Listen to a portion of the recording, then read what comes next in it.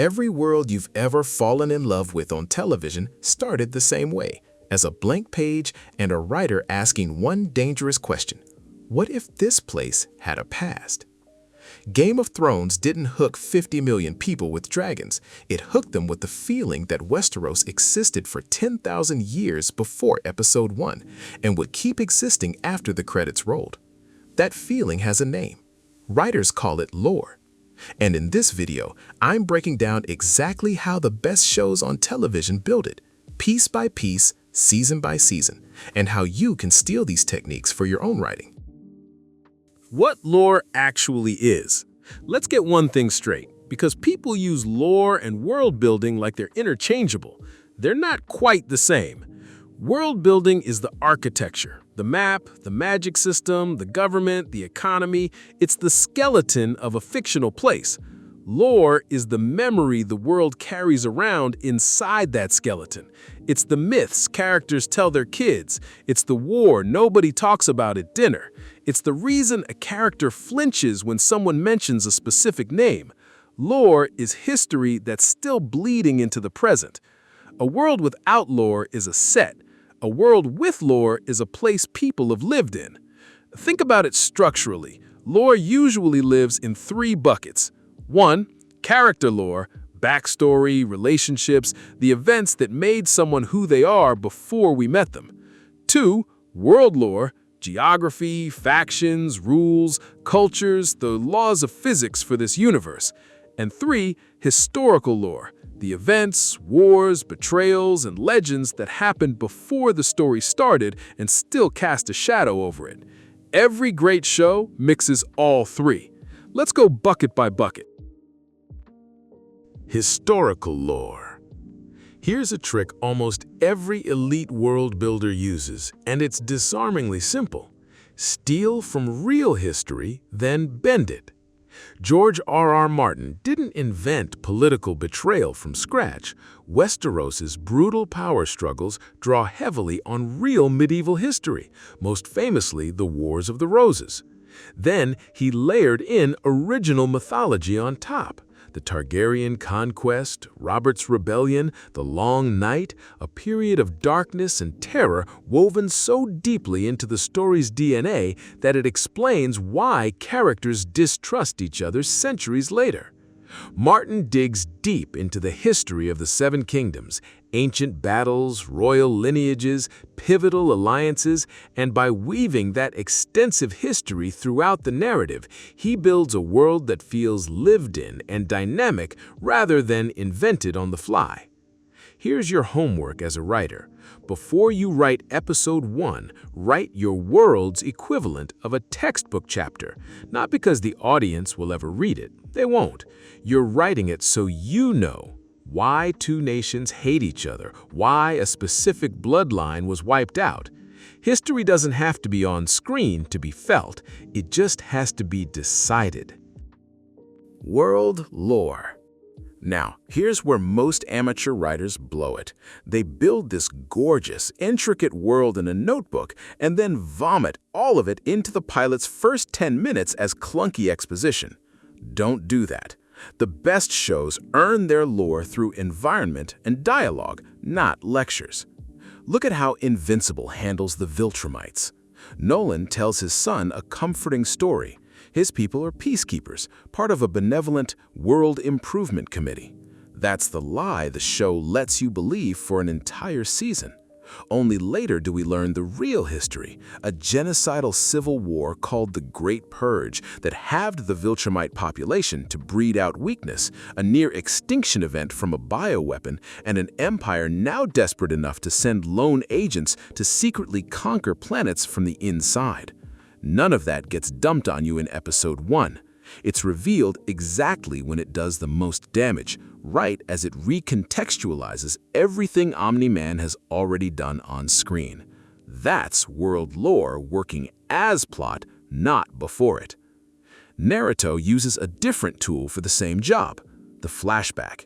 Instead of a narrator explaining the Hidden Leaf Village's history, the show drops you into the present, a village still scarred by a nine-tailed fox attack years earlier, and only unpacks the deeper history, the founding of the village, old clan rivalries, past ninja wars, in fragments, tied to specific characters at specific emotional moments. You learn why the Uchiha clan is distrusted exactly when it matters to Sasuke's arc, not before. The lore arrives attached to feeling, so it lands as revelation instead of homework. That's the actual rule professional writers follow. Reveal your world through character behavior and consequence, not narration. Nobody in real life explains their own country's history to a friend at dinner. Your characters shouldn't explain their world to each other either. The audience should have to earn the full picture the same way the characters do. The series Bible. Every long-running show with consistent lore has one document behind the scenes nobody outside the writer's room ever sees: the series Bible.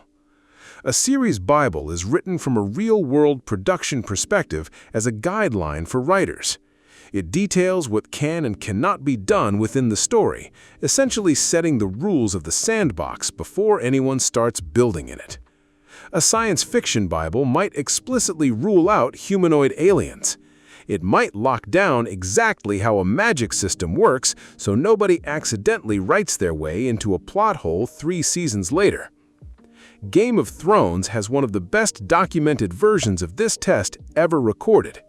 Before George R.R. Martin would even sell the TV rights to A Song of Ice and Fire, he sat David Benioff and D.B. Weiss down for a 5-hour meeting and asked them a single question: who is Jon Snow's mother? Get that question wrong, and there's a real chance the show never gets made at all. If you're building a show, or even just a script sample, write your own mini-Bible. 3 or 4 hard rules your world will never break.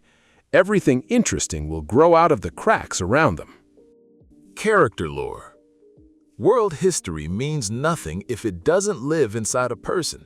This is where character lore comes in, and it's the fastest way to make an audience feel history instead of just learning it. The trick is to give a character a visible symptom before you give the audience the cause: a flinch, a weapon they built themselves and won't let anyone touch, a name they refuse to say out loud. You're planting a flag that says, there's a story here, and audiences are compulsive about wanting that story paid off. Avatar: The Last Airbender uses the same trick in miniature.